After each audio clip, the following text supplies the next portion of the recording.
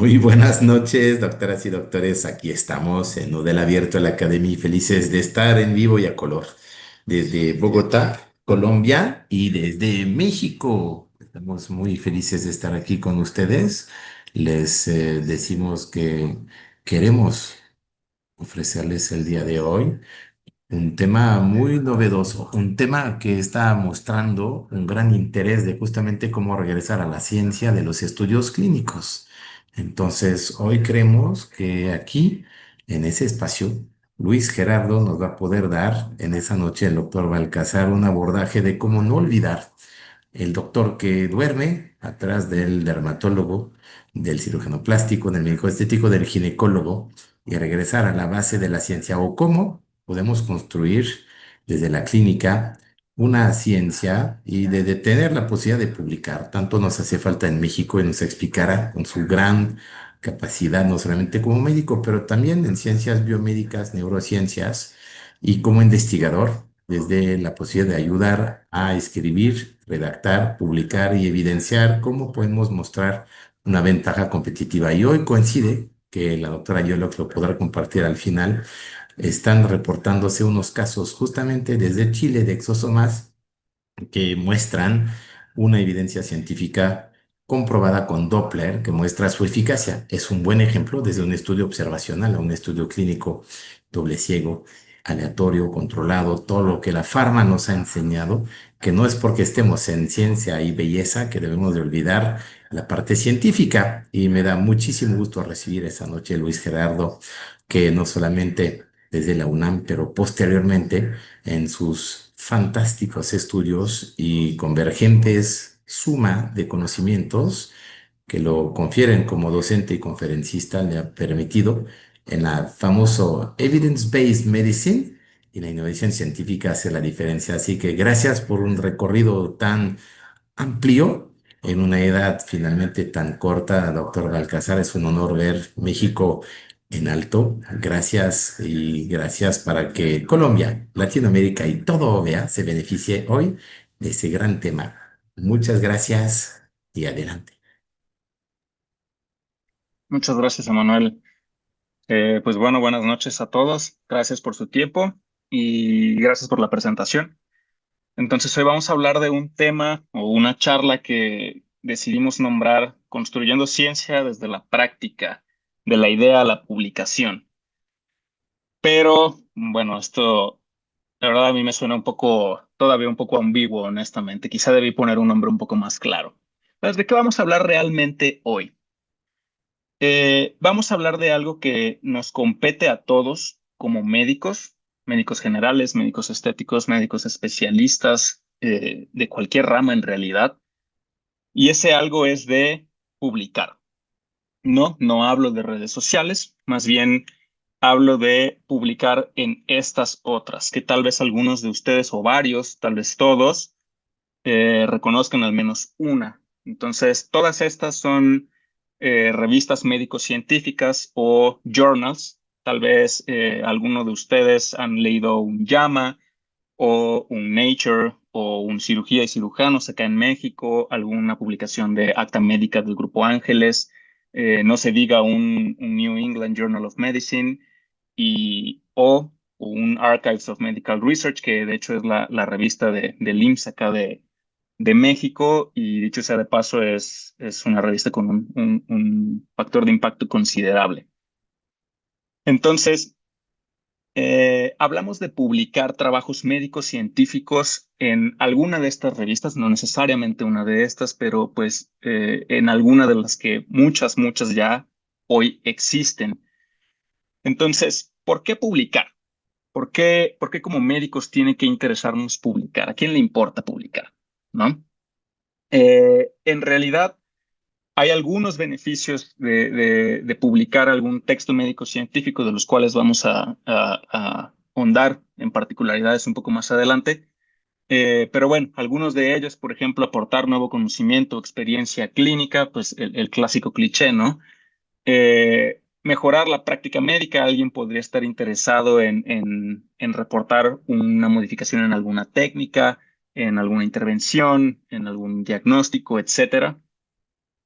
Por otra parte, publicar pues regularmente o en el mejor de los casos puede estimular la discusión y el pensamiento crítico. Tal vez a algunos de ustedes les ha pasado que leen algún paper o algún artículo interesante y sienten como que esta necesidad de discutirlo con algún colega, pero sobre todo, y tal vez porque no todos se sientan identificados o a no todos les resuene alguna de estas razones, porque ahora vivimos en un mundo que es cada vez más competitivo.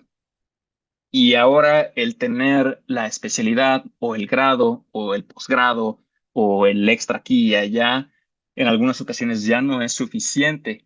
En algunas ocasiones ahora y cada vez más frecuentemente los hospitales o las empresas empiezan a solicitar que los médicos publiquen algo. Esta tendencia empezó principalmente en Estados Unidos, pero se expande a todas partes. México ya empieza a ser parte de ello y al menos en este momento los hospitales grandes, tal vez tercer nivel, probablemente algunos de segundo nivel, empiezan a solicitar a sus colaboradores que se involucren en la publicación de algún texto médico científico. Ahora mismo en donde yo trabajo en un hospital Ángeles como coordinador de investigación, ya solicitan a los médicos internos y a los médicos pasantes que publiquen algo, un reporte de caso, un journal, un estudio, un protocolo de investigación ya como tal, como requisito para que liberen ya sea el internado o el servicio social. Entonces, todo esto nos lleva al famoso publish or perish, publica o perece.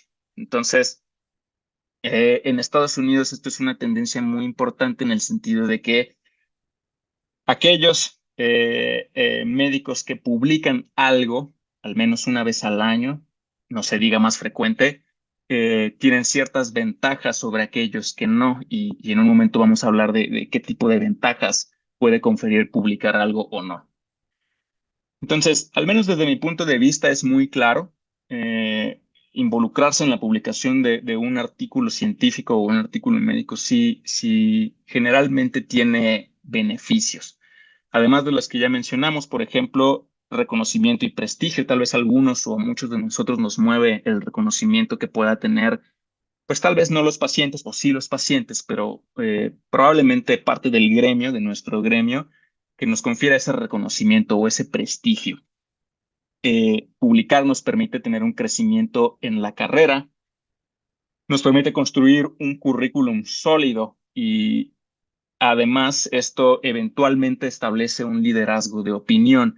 Entonces, cuando uno se involucra en la publicación y construye un currículum sólido, esto aporta al crecimiento en la carrera y esto a su vez aporta al reconocimiento. Y una vez más, el reconocimiento te hace o contribuye a que te establece como un líder de opinión. Es decir, puede ser que la doctora haya publicado ya un par de estudios o tres estudios sobre un tema, entonces se podría decir que la doctora ya es experta todavía más en este tema en particular. Y de alguna manera aquí se hace un círculo virtuoso en el cual uno publica, crece en su carrera, construye un currículum, se establece como líder de opinión y genera reconocimiento y así sucesivamente. Por otra parte, publicar nos ayuda a conectar con otros investigadores. Tal vez cuando alguien ya hizo uno, dos, tres o más investigaciones en un solo tema o publicó varios reportes de caso respecto a un padecimiento, algún investigador en otra parte de la ciudad o del país o del mundo pueda contactarte. Hola, oye, fíjate que leí tu última publicación, leí la anterior, me parece muy interesante. ¿Por qué no hacemos una colaboración? Y esto también contribuye a expandir, pues, la red de tanto de apoyo como una red profesional. A su vez, nos permite participar en congresos y esto eventualmente también contribuye a atraer pacientes de un mayor perfil y bueno, mejor el branding personal. Es importante decir que pues como médicos, claro que nos importa el bienestar del paciente, pero pues de cierta manera uno tiene que saber vender sus habilidades o vender aquello que tiene que aportar, lo cual requiere pues también un branding personal. Y como mencioné, esto permite acceso a colaboraciones no solo interindividuales, sino también con laboratorios o marcas cada vez más reconocidas. Entonces, esto por decir algunos de los beneficios que me parecieron más importantes. Y pues bueno, todo esto suena bien, ¿no? Pero un momento, si suena tan bien, si publicar es tan bueno, ¿por qué no todos lo hacen? ¿Por qué porque a veces podría parecer que son pocos los médicos los que llegan a involucrarse en esta parte de la publicación? Pues en realidad hay algunas, varias o pocas razones por las cuales no llegamos a involucrarnos completamente en esta parte. Una de ellas, tal vez la más importante, es por falta de tiempo.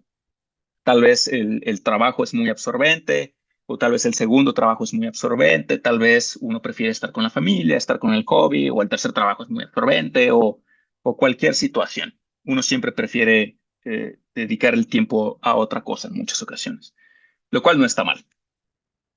Sin embargo, otra de las razones importantes es porque muchas veces hay poca formación en la redacción científica. Es decir, al menos en mi experiencia personal en la licenciatura, pues realmente me hablaron muy poco de cómo acercarme al método científico, cómo empezar a redactar, cómo decidir qué sí hacer, qué no hacer, a dónde enviarlo, etcétera.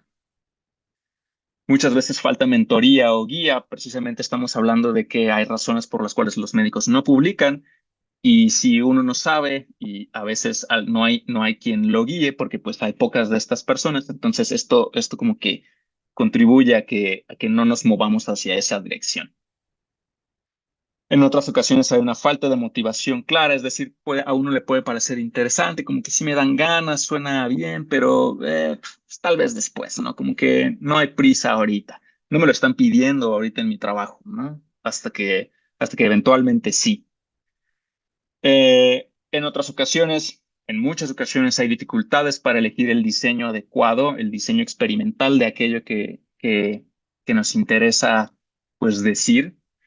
Muchas veces nosotros pensamos en alguna pregunta en la práctica diaria, no sé, por ejemplo, ¿y qué pasaría si, o qué intervención es más eficaz en tal padecimiento? ¿Esta que yo uso generalmente o la que veo que los del hospital de enfrente usan?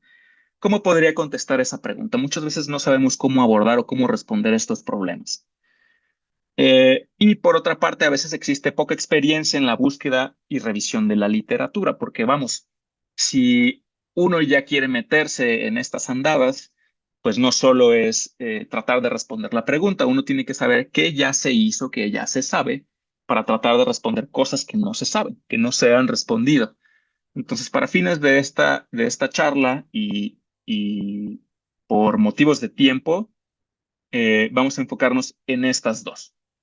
Entonces, empecemos primero por los primeros pasos en la metodología. Hablemos de reportes de caso y estudios observacionales, digamos, como una primera aproximación a la publicación médico-científica. Entonces, vamos a hablar, a su vez, primero de los reportes de caso.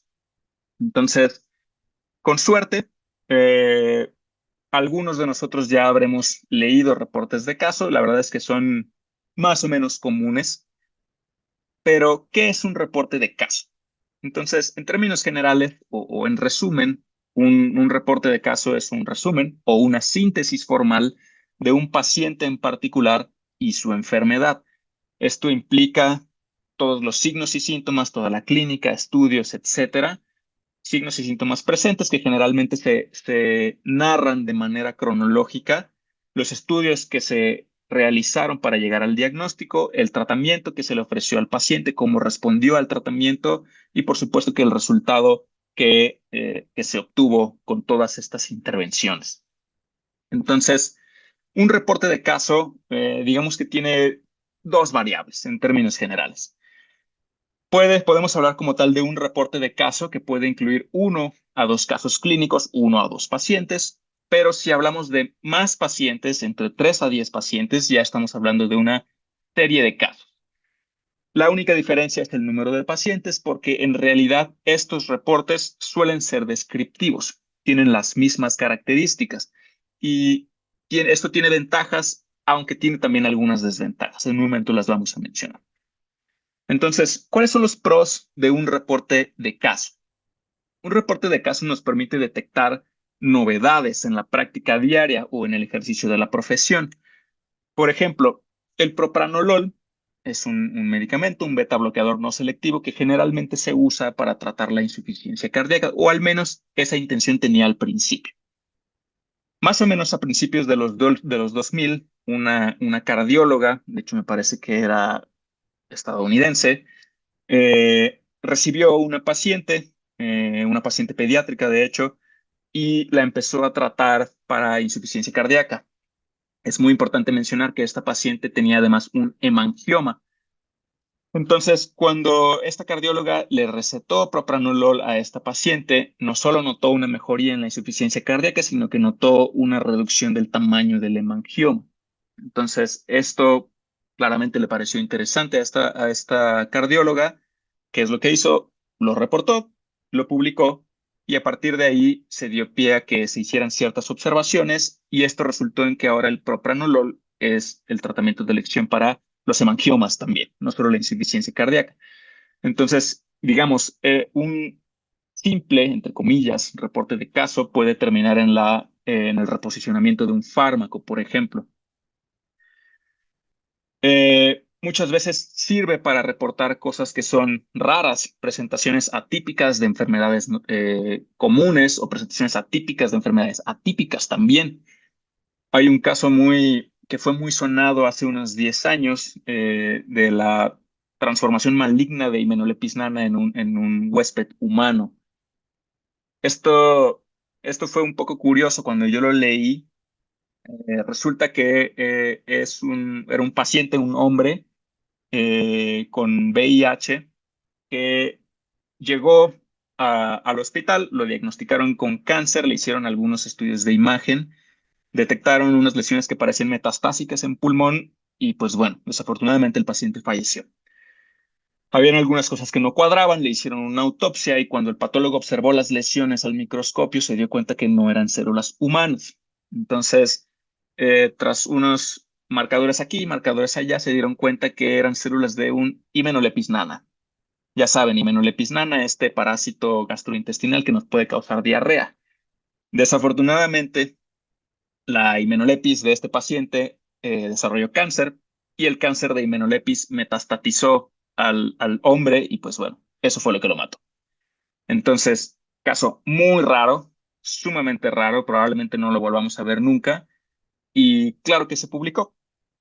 Entonces, obviamente no todos los reportes de caso tienen que ser cosas tan extravagantes, eh, pero sí en muchas ocasiones es necesario que sean presentaciones, por ejemplo, no tan comunes. Al menos que no haya tanta literatura al respecto como para que una revista le parezca interesante, le parezca novedoso y decida publicarlo.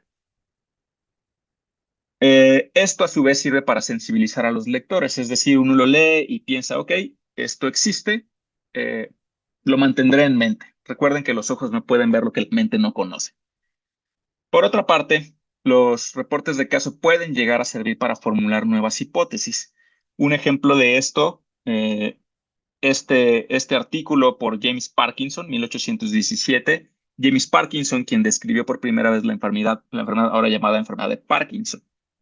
Él recibió a algunos pacientes, en realidad lo que él publicó fue una serie de casos de pacientes que desarrollaban pues temblor, bradicinesia, rigidez, y pues hasta ahí. Él lo describió, nunca pensó, yo supongo, que eventualmente nombrarían la enfermedad en su honor y que esta serie de casos desembocaría en una serie de hipótesis, muchas investigaciones, y si bien no sabemos cuál es la causa de la enfermedad ahorita, bueno, yo creo que se ha avanzado mucho al respecto, tanto en diagnóstico como en terapias novedosas. Entonces, probablemente si James Parkinson supiera lo que se ha hecho hasta hoy a partir de su publicación, estaría sorprendido. Y esto además ayuda a plantear ideas para investigaciones subsecuentes. Entonces, digamos que es una cascada de ideas. Y Por último, pero no menos importante, los reportes de caso también contribuyen al desarrollo de la farmacovigilancia. Y un ejemplo clásico, aunque no tan agradable, es el de la talidomida, este medicamento que el siglo pasado se usó para tratar las náuseas en mujeres embarazadas. Sin embargo, sin los estudios que se requerían para darlo, los estudios de seguridad que se requerían para darlo en mujeres embarazadas. Entonces, desafortunadamente, aquellos médicos que lo recetaron eventualmente vieron que muchas de ellas tenían hijos con focomelia y lo que hicieron fue reportarlo también. Entonces, eventualmente surgieron los suficientes reportes de caso como para establecer la asociación talidomida en el embarazo, bebés con focomelia, y por suerte, pues lo sacaron del mercado, ¿no? Entonces, hay muchos pros de un reporte de caso. Y antes de pasar a cómo escribir un reporte de caso, tendríamos que hablar de un par de desventajas. Y este par de desventajas es, por ejemplo, uno nunca sabe cuándo le va a llegar un caso interesante. Esa es una, malo o bueno. Y por otra parte, un reporte de caso pues no nos permite hacer, eh, establecer causalidad, no nos permite obtener datos epidemiológicos tampoco. Sin embargo, eso no quiere decir que sea malo. Yo creo que los pros son más que los contras. Entonces, una vez que estamos convencidos de que un reporte de caso es una buena idea para incursionar en el área de la publicación médico-científica, pues hay que saber cómo escribirlo. Entonces, para saber cómo escribirlo hay que conocer la estructura. Y la estructura, por suerte, no es muy compleja. Es un tanto lógica, de hecho. Entonces, un reporte de caso requiere un título, un resumen o abstract, lleva una introducción, luego viene lo divertido, que es la presentación del caso clínico, para continuar con la discusión, la conclusión y, no menos importante, las referencias, de dónde sacas tu información. Ahora, también por cuestiones de tiempo no voy a ahondar en cada una de las características de estos apartados, pero sí es importante decir que al menos estos primeros cuatro tienen que tener estas características. Tiene que ser claro, tiene que ser breve y tiene que ser conciso. De hecho, el título y el resumen, además de ser claros, breves y concisos, tienen que dar al lector una idea general, pero suficientemente completa de qué habla el escrito. Por ejemplo, hace poco me topé con un reporte de caso que se llamaba Lo que esconde el electroencefalograma, pero pues eso no te dice nada, ¿no? Tal vez te dice, ok, tal vez hablen de electroencefalograma. ¿De qué más? No sé, ni idea, ¿no? Ni idea. Entonces, eso es un mal título. Generalmente los títulos adecuados tienen que hablar de qué tipo de paciente, de qué tema o enfermedad estamos hablando y regularmente tienen que llevar en el título las palabras reporte de caso. Tienen que ser claros, ¿sí? Ahora, un resumen con las mismas características tiene que ser la síntesis tanto de la introducción como de la presentación del caso y de las conclusiones que uno puede sacar de este caso clínico. En cuanto a la introducción, pues tiene que ser la información necesaria para que el lector, si no está familiarizado con la enfermedad en particular, para que tenga pues las bases básicas, válgame la redundancia, lo mínimo indispensable. Y en cuanto a la discusión, una vez presentado el caso clínico, la discusión sirve para comparar y contrastar lo que se está reportando en este caso con lo que ya hay en la bibliografía general, el estado del arte, como le llaman. Ahora, regresándome un poco a la presentación del caso, esta parte, si bien tal vez es la más divertida, es bien importante estar estructurado aquí, puesto que uno tiene que narrar las cosas de manera cronológica y lógica para que le haga sentido al lector y además tiene que incluir los suficientes detalles como para que el lector saque sus propias conclusiones antes de llegar al final, pero no demasiados detalles. No queremos el chisme en la presentación del caso, eso es ya demasiado, eso puede distraer la atención. Entonces, por último, pero no menos importante, respecto al reporte de caso, uno siempre tiene que procurar la privacidad del paciente. Uno siempre tiene que proteger la identidad del paciente, quitando cualquier tipo de información que permita su identificación, por ejemplo, nombre, número de aseguradora, número de expediente, imágenes que sean muy características del paciente.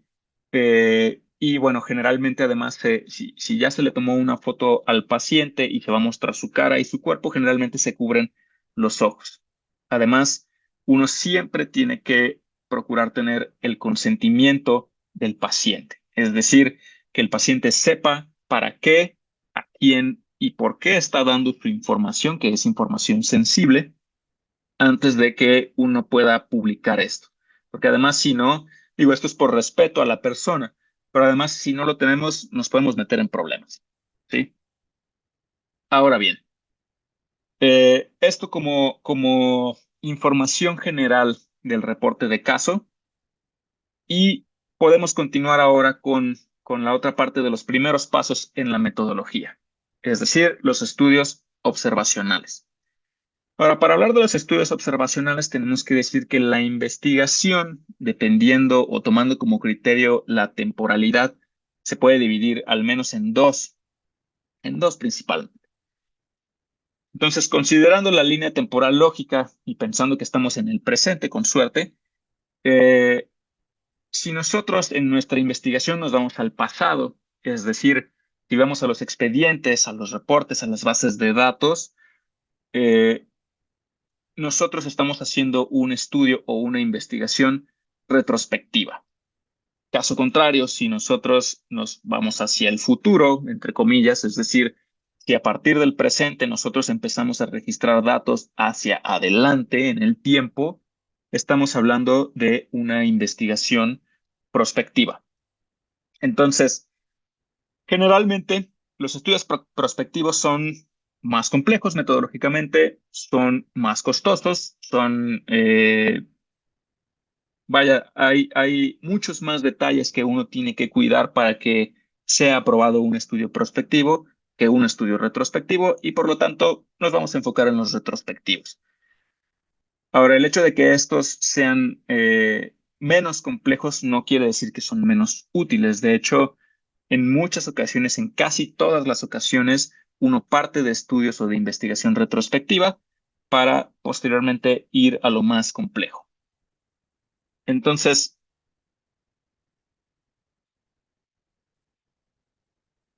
estudios retrospectivos tenemos de varios tipos. Podemos hablar de las series de casos, de los estudios transversales, podemos hablar de los casos y controles o de cohortes retrospectivas. Aunque tienen muchas similitudes y la principal es la temporalidad, pues hay detalles que son importantes, no solo para llevarlo a la práctica, sino también a la hora de leerlos, la interpretación que uno puede sacar o las conclusiones que uno puede sacar de cada uno de estos. Entonces, una vez más, considerando la línea del tiempo, si nosotros nos encontramos aquí en el presente y nos vamos al pasado, y una vez en los expedientes o en los reportes decidimos que solo vamos a checar una fecha, un punto en el tiempo en el pasado, nosotros podemos decir que estamos haciendo un estudio transversal. Transversal como si cortáramos en un solo punto del tiempo. Entonces, de los que mencioné, generalmente un estudio transversal es de los más sencillos, pero nos aporta información importante. Por ejemplo, sí, son mediciones en un solo punto del tiempo, generalmente no hay seguimiento, o mejor dicho, por definición no hay seguimiento, pero nos pueden ayudar a medir la prevalencia o la frecuencia de un evento en un momento determinado. Y es generalmente de estos estudios a partir de los cuales se obtienen las frecuencias de ciertos fenómenos. Por ejemplo, eh, hubo una frecuencia del 10% de X tipo de cáncer en el hospital X en tal año, ¿no? Eso generalmente lo concluimos de los estudios transversales. Ahora, por otra parte, una vez más, si nosotros estamos aquí y vamos al pasado, exploramos los expedientes ya con algo en mente, con una idea en mente. Por ejemplo, me meto a los expedientes y busco qué pacientes tuvieron cáncer de pulmón y qué pacientes no. Y una vez que seleccioné a estos dos tipos de pacientes, todavía me voy más hacia atrás y aquí en este punto todavía más atrás busco quiénes de ellos estuvieron expuestos al humo del tabaco. Bueno, a partir de esta exposición, nosotros buscamos la asociación que posiblemente exista aquí.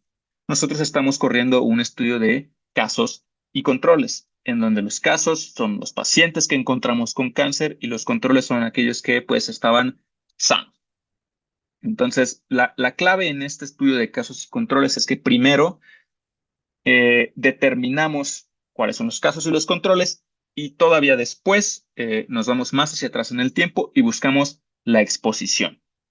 Entonces, este tipo de estudios nos permite explorar factores de riesgo. De hecho, fue en un casos y controles me parece que de la década de los 70, en el que se descubrió la asociación entre el humo del tabaco y cáncer de pulmón.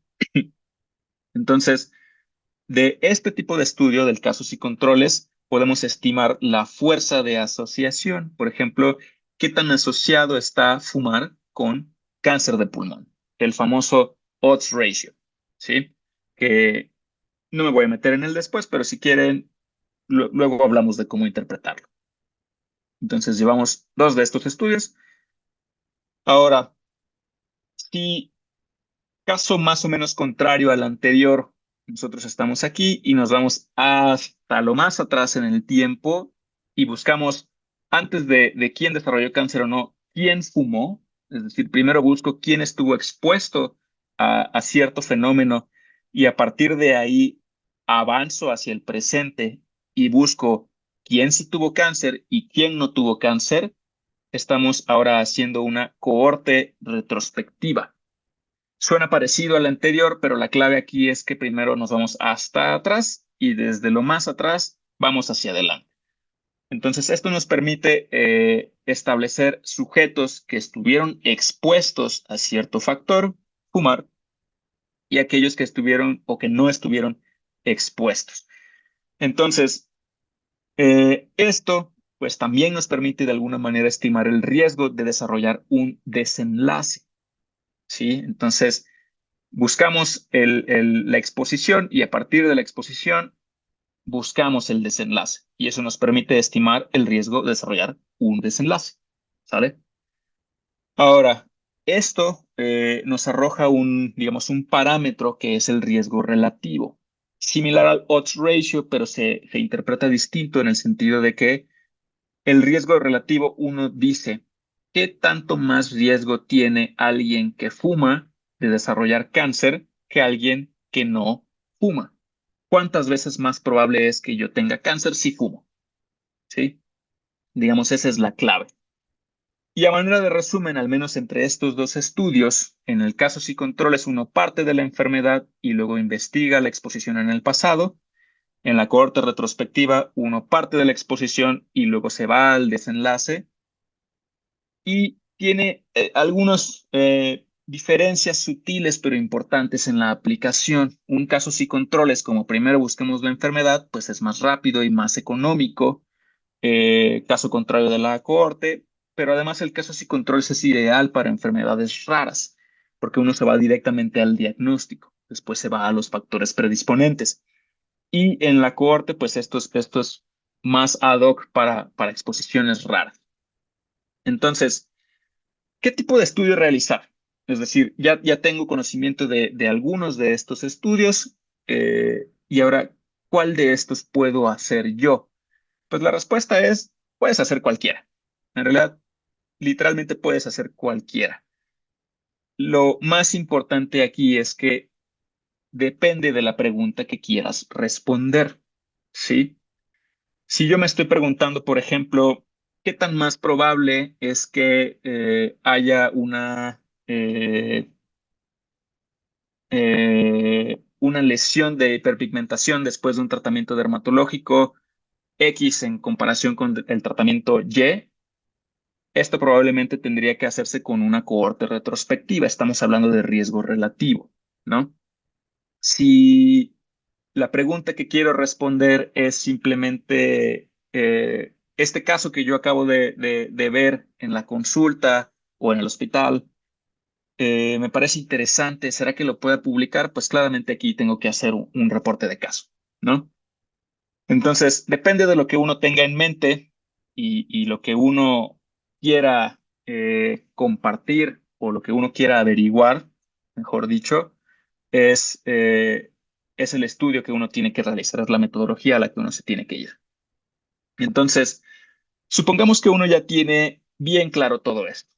Quiero hacer un reporte de caso de tal paciente que vi hace un par de meses, lo he tenido en mente, ya más o menos lo empecé a escribir, pero no estoy seguro de qué cosas tengo que poner en la introducción, como que algunas cosas no me quedan claras.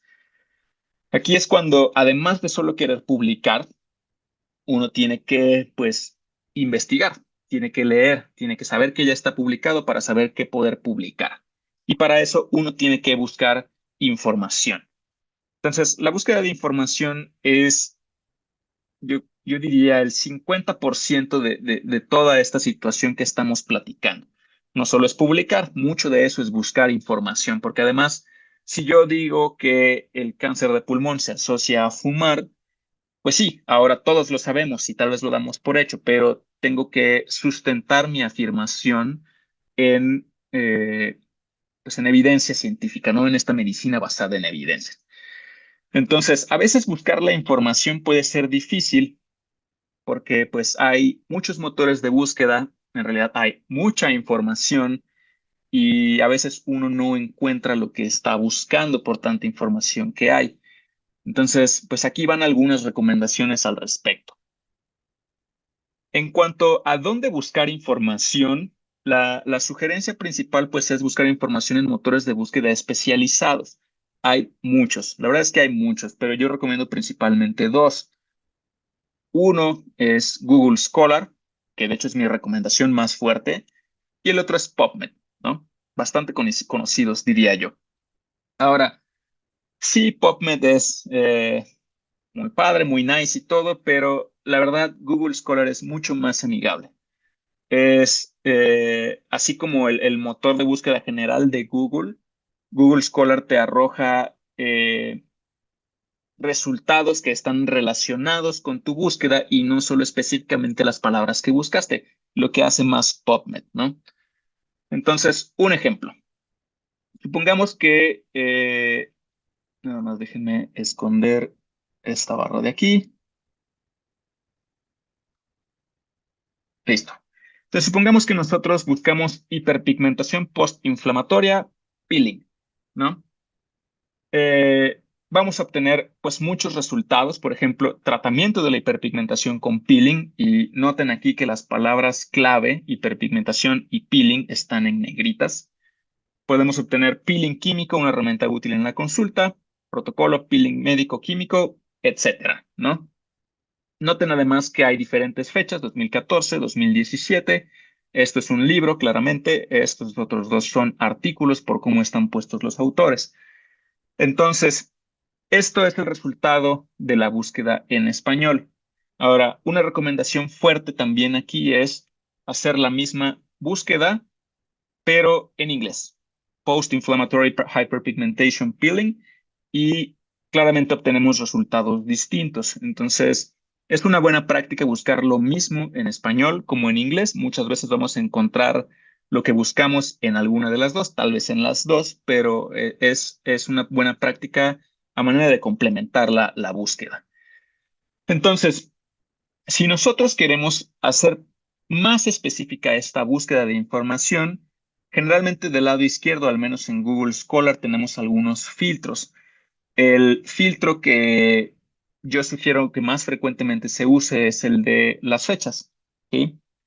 Muchas veces es necesario buscar artículos o publicaciones más recientes, sobre todo, por ejemplo, en el área de cirugía, en el área de estética, en el área de infectología, muchos etcétera, porque son áreas muy cambiantes, rápidamente cambiantes. Entonces, no es lo mismo leer un artículo desde el 2015 que uno del 2024.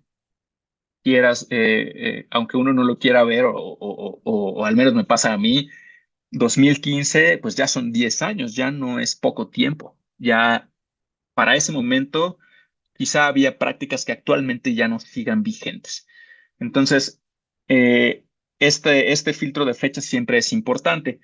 Además, aquí uno puede agregar un intervalo específico, uno puede poner 2018, 2017, etcétera. Esto no quiere decir, dicho sea de paso, que los artículos o la bibliografía más antigua no sea válida o no sea importante. ¿Sí? Es muy importante ahí. Entonces, podemos ordenar aquí por relevancia y esa relevancia generalmente está basada en el número de citas que tiene el artículo. Entonces, uno puede ordenar por relevancia o por fecha. Puede filtrar por idioma si uno quiere solo artículos en español o solo artículos en inglés o artículos en portugués, lo que sea. E incluso uno puede filtrar por el tipo de artículos. Entonces, por ejemplo, cuando yo voy a investigar algún tema en particular del cual sé nada o muy poco, generalmente yo voy primero a artículos de revisión, porque los artículos de revisión reúnen mucha información en un solo documento, que pueden ser largos, pero eso te ahorra mucho tiempo de lectura y de búsqueda. Ahora, si uno está buscando más bien la vanguardia, cosas más recientes, sería más importante irse a los ensayos clínicos, por ejemplo, o ya a publicaciones originales, justo de lo que estamos hablando, cohortes, casos y controles, etcétera, ¿no? Entonces, eh, esto es en cuanto a Google Scholar. Por otra parte, tenemos PubMed, que es de la biblioteca estadounidense. Principalmente la ventaja de Google Scholar es que te arroja resultados, pues, latinoamericanos, estadounidenses, europeos, asiáticos. Entonces, hay ciencia buena en todo el mundo en realidad. Y bueno, en cuanto a PubMed, lo interesante aquí es que tiene como que como muchos gadgets o muchas aplicaciones muy específicas. Por ejemplo, los famosos términos mesh, con los cuales podemos hacer la búsqueda pues mucho más específica. Entonces, otra de mis recomendaciones es, empieza con Google Scholar, es más amigable. Si no estás encontrando lo que quieres, pues tal vez valdría la pena buscar aquí en PubMed, pero la verdad es que si no lo encontraste en Google Scholar, tal vez sea un poco más difícil que lo encuentres acá en PubMed. Y bueno, de consejos prácticos al respecto. Google Scholar es más amigable. Hay que usar palabras clave, por ejemplo, así como en las búsquedas de Google general, es más fácil que encuentres lo que buscas si haces si pones, digamos, una búsqueda más corta usando palabras claves, como el ejemplo que estábamos viendo acá. Hiperpigmentación postinflamatoria, peeling. Encontraremos lo mismo aquí que si yo pusiera hiperpigmentación postinflamatoria de un peeling químico, ¿no? Ya son unas cuantas palabras menos y el resultado probablemente sería el mismo. Entonces, buscar en inglés y en español es una buena práctica. Hay que filtrar por fechas en caso de que aplique y es importante ir de lo general a lo particular. Justo lo que mencionaba, primero artículos de revisión, luego nos podemos ir a cosas más específicas, ¿no? Entonces, eh, esto es lo que quería decir sobre la búsqueda de información. Ahora, los takeaways o lo que quiero que se lleven a casa de esta breve charla, si alguien se distrajo por ahí, pues es básicamente lo siguiente. Somos, o sea, como médicos y no solo como médicos, sino como personal de salud en general, enfermeras, odontólogos, etcétera. Publicar tiene múltiples beneficios en tu carrera profesional, no solo en tu carrera profesional, sino a nivel personal. Uno puede desarrollar habilidades como la escritura, por ejemplo.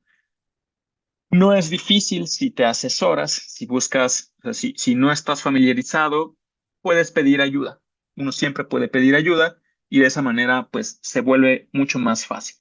En este mismo sentido, yo los invitaría a que si es que existe algún prejuicio sobre este tema, pues tratar de sortearlo, de darle la vuelta y darle una oportunidad pues a esta cuestión. Tal vez se sorprendan gratamente. Empezar con un reporte de caso es una buena opción, precisamente porque metodológicamente es sencillo, no hay que planear muchas cosas. Generalmente, si es tu paciente, pues tienes mucha de la información a la mano. eh, pues bueno, es barato, es rápido de hacer, es rápido de publicar, es decir, uno invierte cierta cantidad de energía en esto y puede ver los resultados en un tiempo relativamente corto. Solo recuerden pedir el consentimiento informado. Y en cuanto a la búsqueda de información, la fórmula Google Scholar más palabras claves generalmente es igual a una buena búsqueda. Entonces, gracias por su atención. Eso es todo por mi parte. Muchas gracias, doctor Baltasar. Esta presentación ha sido muy clara, muy útil y creo que inspira a que empecemos a interesarnos más en el proceso de publicación. Y ahora abrimos el espacio para preguntas al público. Si tienen dudas sobre el proceso de publicación, sobre herramientas de búsqueda bibliográfica o sobre cómo aterrizar una idea clínica en un diseño metodológico concreto, este es el momento ideal para compartirlas. Recuerden que las pueden poner en el chat o nos las pueden hacer llegar por WhatsApp también. Por aquí me está llegando una. Me dicen, ¿cómo identificar si una idea ya está suficientemente estudiada o si aún tiene valor agregado desde nuestra práctica local? Esa es una excelente pregunta y yo creo que todos deberíamos hacernos esa pregunta antes de invertir el tiempo y energía. Lo adecuado es buscar la información. Por ejemplo, eh, recientemente me enviaron un manuscrito sobre un reporte de caso de una niña de 5 años, que tuvo un diagnóstico de síndrome inflamatorio multisistémico asociado a influenza. Entonces, generalmente este padecimiento se asoció mucho a la infección por COVID.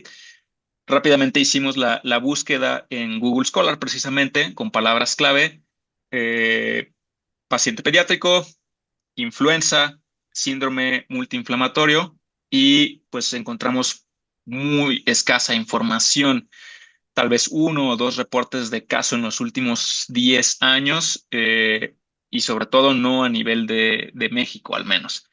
Entonces, si tú detectas en tu búsqueda de información que hay poca información al respecto, si es un reporte de caso, casi no hay reportes de caso, o si tú buscas información, te surge una pregunta en tu práctica, lo tratas de buscar y como que no estás llegando a la respuesta que buscas, probablemente eso quiera decir que aún no hay suficiente información al respecto y por lo tanto es un nicho que tú puedes aprovechar para realizar esta investigación o el reporte de caso. Espero haber respondido esa pregunta.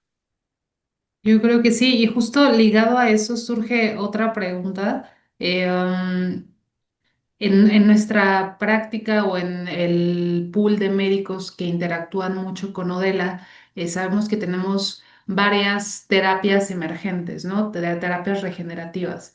¿Se vale éticamente probar esto y es válido para publicar un reporte de caso a lo mejor en algo que no se ha probado en una patología específica? Depende. Eh, por ejemplo, precisamente también me llegó un manuscrito de un angiólogo que él desde el año pasado hizo una modificación a su técnica de tratamiento de heridas en miembros inferiores, heridas vasculares, úlceras vasculares, mejor dicho. Entonces, eh, él lo estamos manejando como una serie de casos. Él en todo momento pues les avisó a los pacientes, tenemos los consentimientos informados, en realidad nunca se puso en riesgo la integridad de los pacientes, eh, pero sobre todo lo ideal es que antes de que tú hagas este tipo de investigación es que uno, busques hagas tu búsqueda de información, ya detectaste que no, que sí hay un nicho ahí en el que tú puedes hacer esta investigación. Tienes que redactar tu protocolo de investigación y lo tienes que enviar a un comité de ética. el comité de ética, por ejemplo, de tu hospital, o bueno, hay algunos comités de ética que son privados. Si este comité de ética aprueba tu protocolo, por supuesto que lo puedes hacer. Pero en ese sentido, sí es muy importante decir que esta parte ética para procurar y salvaguardar la integridad de los pacientes y la propia, digamos, integridad de la profesión de uno, pues siempre tiene seguir los pasos correctos. Claro. Em, Nos llega otra pregunta. ¿Cuáles son los errores más comunes que ves cuando los médicos intentan traducir su experiencia clínica en preguntas científicas? Un error muy común es, por ejemplo, a ti te surge una pregunta en tu práctica clínica y quieres hacer algo al respecto inmediatamente, pero cuando te vas a la búsqueda de información es algo que ya se sabe, por ejemplo. Eso es muy frecuente. Eh, Otro error muy frecuente es, pues, precisamente no conocer los diseños experimentales y por lo tanto no sabes cómo llevar la abstracción de tu idea, pues, ya a algo tangible. Eh, y es por eso que generalmente lo adecuado es, pues, asesorarse, ¿no? Perfecto, muchísimas gracias. Por acá en el chat nos mandan felicitaciones, excelente presentación, muy clara y de utilidad extrema. En México son pocos los que publican y es un exhorto para publicar. Y con eso, a nombre de la Virtual Academy, te agradecemos muchísimo, doctor Luis Gerardo, por guiarnos con tanta generosidad y precisión por el proceso de construcción científica desde la práctica clínica. Creo que nos quedamos con una idea poderosa que es todos los días generamos evidencia en nuestras consultas, pero solo quienes se animan a sistematizarla y publicarla pueden incidir a mayor escala en el conocimiento médico, que fue creo que algo que abordaste muy enfáticamente. Y pues muchas gracias a todos por su participación. Les recordamos que este webinar queda disponible en nuestro canal @Odela Oficial en YouTube, donde pueden revivirlo o compartirlo con otros colegas. Y también recuerden que la próxima semana tenemos otro webinar, otro jueves de aprendizaje con Odela, en el que tendremos una ponencia especial. Muchas gracias, Luis Gerardo.